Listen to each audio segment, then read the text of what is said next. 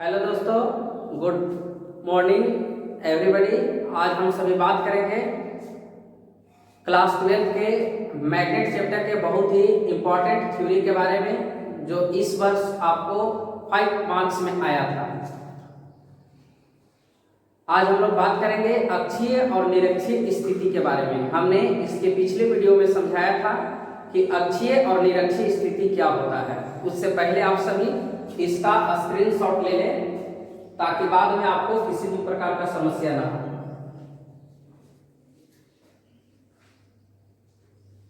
चलिए तो अब स्टार्ट करते हैं हम लोग कि थ्योरी क्या है। थ्योरी का नाम है चुंबकीय द्विध्रुव के कारण अक्षीय स्थिति में चुंबकीय क्षेत्र की तीव्रता के लिए व्यंजक प्राप्त करें, यानी कि find an expression for magnetic field intensity at any point due to a magnetic dipole.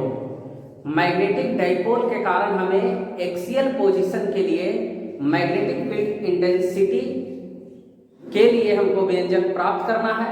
तो इस व्यंजक को प्राप्त करने से पहले मैं आपको बता दूं कि हम लोग ध्रुव प्रबलता के कारण एक्सप्रेशन निकाल चुके थे, जिसका वैल्यू था वेक्टर बी बराबर mu naught by 4 pi into p by r square. इसे हम लोग सिद्ध कर चुके हैं पहले ही कि किसी बिंदुवत ध्रुव प्रबलता के कारण किसी बिंदु पर, यानी कि कोई भी पोल स्ट्रेंथ होगा, तो उस पोल स्ट्रेंथ के कारण किसी बिंदु पर वेक्टर बी का वैल्यू कितना होगा, इस वैल्यू को हम लोग प्राप्त कर चुके हैं।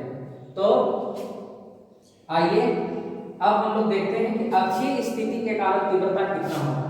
तो देखिए सबसे पहले क्या करेंगे, चुंबकीय द्विध्रुव के कारण है तो एक मैग्नेट लेंगे, बार मैग्नेट लेंगे, जिसमें 2 ध्रुव होगा, एक नॉर्थ पोल और एक साउथ पोल। तो चुंबकीय द्विध्रुव के कारण कोई पॉइंट x जो है यह अक्षीय स्थिति में है। हमने समझा दिया था कि अक्षीय स्थिति कहाँ होता है, तो किसी चुंबक के कारण उसके अक्ष पर कुछ दूरी पर एक बिंदु है x, इसी को हम लोग अक्षीय स्थिति कहेंगे। अगर यह लंबसम विभाजक रेखा पर यह बिंदु होता तो उसको निरक्षीय स्थिति कहते हैं। तो यहाँ पर हम लोग तीव्रता निकालना है इस पॉइंट पर। यह हो गया आपको एक्सियल पोजीशन, यानी कि अक्षीय स्थिति। अब बात करते हैं कि यह उत्तरी ध्रुव है और यह दक्षिणी ध्रुव है। तो उत्तरी ध्रुव के कारण यहाँ पर तीव्रता कितना होगा और दक्षिणी ध्रुव के कारण यहाँ पर तीव्रता कितना होगा। जैसा कि हम लोग जानते हैं कि उत्तरी ध्रुव जो होता है वह पॉजिटिव की तरह बिहेव करता है और दक्षिणी ध्रुव जो होता है वह निगेटिव की तरह बिहेव करता है। तो अब देखिए हम लोग उत्तरी ध्रुव के कारण जो तीव्रता है यहाँ पर इसको मान लिया गया वेक्टर v1 और दक्षिणी ध्रुव के कारण जो तीव्रता है उसको वेक्टर v2। अब समझना है कि v1 का डायरेक्शन इधर क्यों लिया गया और v2 का डायरेक्शन इधर क्यों लिया गया। अब यहाँ पर आपको कोई भी पाबंदी नहीं है कि v1 आप इधर लिखें या इधर लिखें। अगर आप v1 इधर लिखते हैं, v2 इधर लिखते हैं, तो v2 हो जाएगा उत्तरी ध्रुव के कारण और v1 हो जाएगा दक्षिणी ध्रुव के कारण। परंतु हम यहाँ पर लिखे हैं v1 इस तरफ और v2 इस तरफ। तो v1 हो गया उत्तरी ध्रुव के कारण और v2 हो गया दक्षिणी ध्रुव के कारण। सबसे इंपॉर्टेंट चीज जो यहाँ पर समझना है कि v1 को ही उत्तरी ध्रुव के कारण क्यों कहें और v2 को हम दक्षिणी ध्रुव के कारण क्यों कहें। तब इसके बाद आप स्वतंत्र हो जाइएगा, v1 v2 लिखने के लिए किसी तरफ लिख सकते हैं। तो आप देखिए यह a जो है पॉजिटिव होता है, s जो है निगेटिव होता है।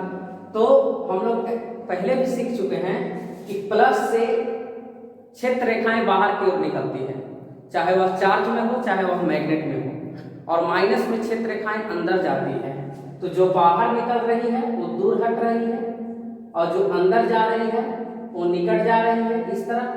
तो जो दूर हट रहा है उसको मान लीजिए कि प्लस से है और जो अंदर जा रहा है उसको मान लीजिए कि माइनस से है।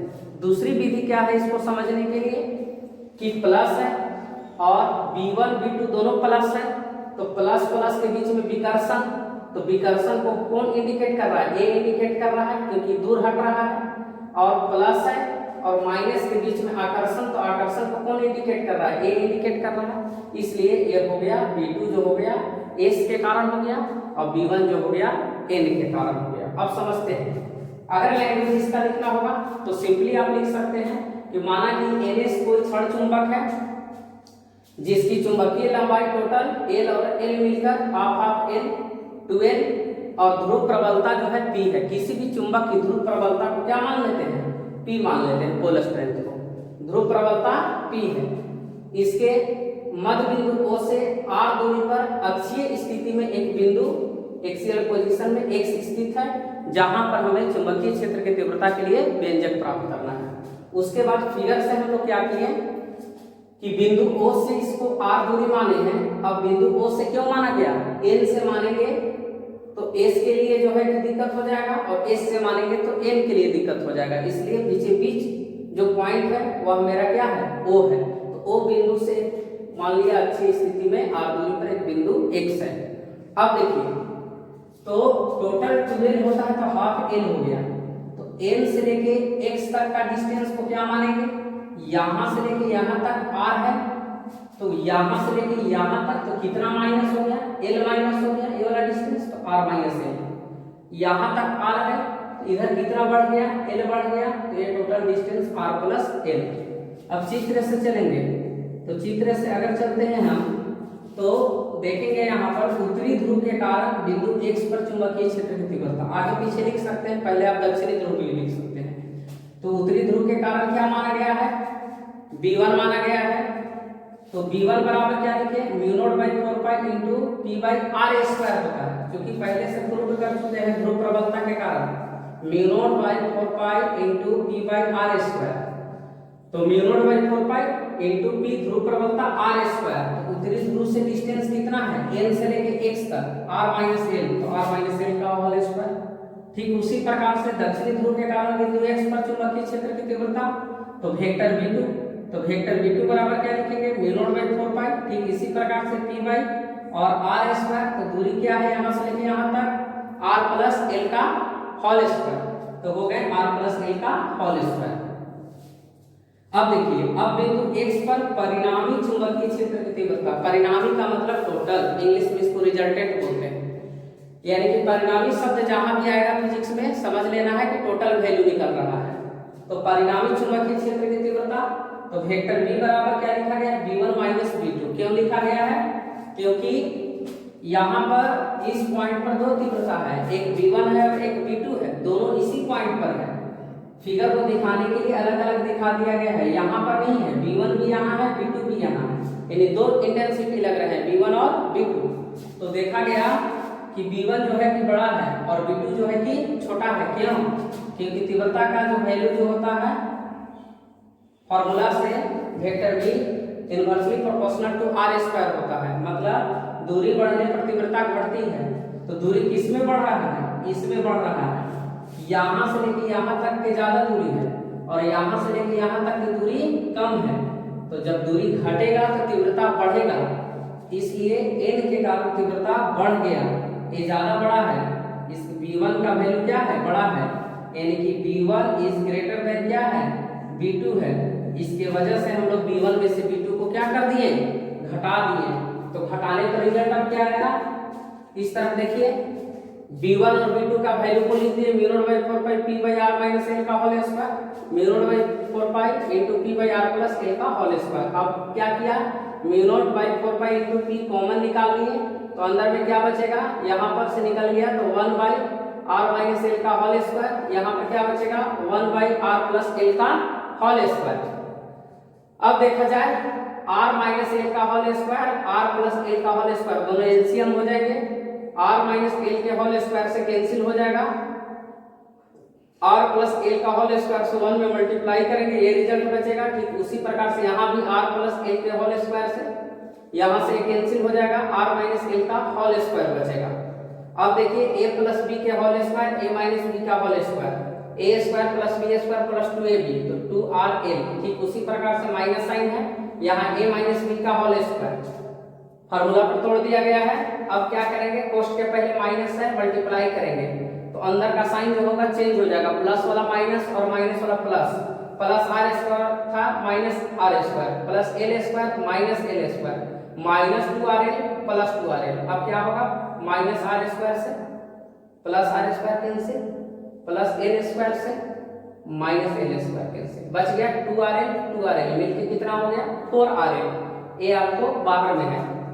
Mu naught by 4 pi into P into 4RL, mu naught by 4 pi into P, 4RL को अलग अलग लिखा गया है 2R इंटू 2L, तो 2 दूना 4RL, यही बात है। ऐसा क्यों लिखे? क्योंकि हमें एक अलग फॉर्मूला निकालना है यहाँ से।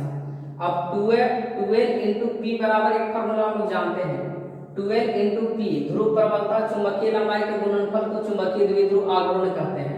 तो 12 इंटू पी से एक नया सूत्र मिला, तो 12 इंटू पी के जगह पर डायरेक्ट लिख दिया गया m इंटू 2r बच गया इतना। अब वेक्टर बी एक्सियल यानी कि अक्षीय स्थिति में तीव्रता का वैल्यू हो गया mu naught by 4 pi into 2mr, सजा कर लिखा गया और बटा में r square minus l square का होल स्क्वायर रूट। तो यह स्थिति हुई किसके कारण? अक्षीय स्थिति के कारण। यदि अभी तक आपको कोई भी प्रॉब्लम हो तो आप मेरे पर्सनल नंबर जो है व्हाट्सएप नंबर 6207216737 पर आप प्रॉब्लम को पूछ सकते हैं। यह आपको प्रूव हो गया। एक और चीज जो आता है यहाँ पर, कभी कभी एग्जाम में पूछ देता है कि जब बहुत ही छोटा विद्युत द्विध्रुव, बहुत छोटा very small electric magnetic dipole रहेगा, चुंबकीय द्विध्रुव रहेगा, तब उसके लिए तीव्रता का मान अक्षीय स्थिति में क्या होगा। तो जितना हम वैल्यू niकाले हैं उसी में थोड़ा सा चेंज करेंगे। यानी कि अगर लिख दिया जाए कि व्हेन मैग्नेटिक डाइपोल यानी दो ध्रुव will be very small, यदि यह बहुत ही छोटा होगा तब उस परिस्थिति में क्या होगा। तो समझिए आप बात को कर लें, जैसे n है s कुछ डिस्टेंस पर है नजर आ रहा, बहुत छोटा यानी n और s एक दूसरे के काफी करीब होंगे, तब उस परिस्थिति में आपको क्या हो जाएगा, l स्क्वायर इज या r square is very greater than l square. कैसे हुआ यह सिचुएशन? कैसे हुआ? l कहां से कहां तक होता है, n और s के हाफ जो डिस्टेंस है उसको हम l कहते हैं। n और s के बीच का टोटल डिस्टेंस 2l, तो हाफ डिस्टेंस को l का है, तो बहुत छोटा रहेगा। तो r की तुलना में जो अक्षीय स्थिति में जो r हम लिए हैं, मिड पॉइंट O से r दूरी पर जो अक्षीय स्थिति में पॉइंट है, उसकी तुलना में इस l का मान नगण्य हो जाएगा, निग्लिजिबल होगा, क्योंकि द्विध्रुव बहुत छोटा है। तो जब नगण्य हो जाएगा इसका मतलब क्या हो गया, r स्क्वायर की तुलना में l स्क्वायर का मान नगण्य होगा, 0 होगा। l स्क्वायर आपको क्या होगा, हटेगा। तब उस परिस्थिति में पहले से आप क्या लाए हैं, b एक्सियल का वैल्यू क्या लाए हैं, mu naught by 4 pi into 2mr divide r square minus l square का होल स्क्वायर। अब कहा कि बहुत छोटा रहेगा, तो mu naught by 4 pi into 2mr divide, अब कहा r स्क्वायर की तुलना में l स्क्वायर का मान नगण्य है, तो l स्क्वायर को हटेगा तो यहाँ से 0 हो गया, खत्म हो गया। तो r स्क्वायर के पावर क्या होगा, 2 बचेगा, तो r का पावर कितना हो जाएगा, 4 हो जाएगा। और यहाँ r पहले से है, एक r से एक r कैंसिल हो जाएंगे, तो यहाँ कितने r बचेंगे, 3 r बचेंगे। तो फाइनली बहुत ही छोटा जो द्विध्रुव होगा आपको मैग्नेटिक डाइपोल होगा, तो रिजल्ट आएगा mu naught by 4 pi into 2m by r cube. अब आपको ये याद रखना है, इलेक्ट्रोस्टैटिक्स में हम लोग क्या किए थे, 2p बाई r क्यूब, और यहाँ पर 1 बाई 4 पाई एप्सिलॉन नॉट। तो कहने का मतलब है कि बहुत छोटा पूछेगा तब आपको इस काम को करना है। बहुत छोटा चुंबकीय द्विध्रुव नहीं कहा तो आपका लास्ट रिजल्ट यही तक होगा। तो अब हम लोग बात करेंगे इसके बाद किसके बारे में, निरक्षीय स्थिति के बारे में। किसके बारे में, निरक्षीय स्थिति के बारे में।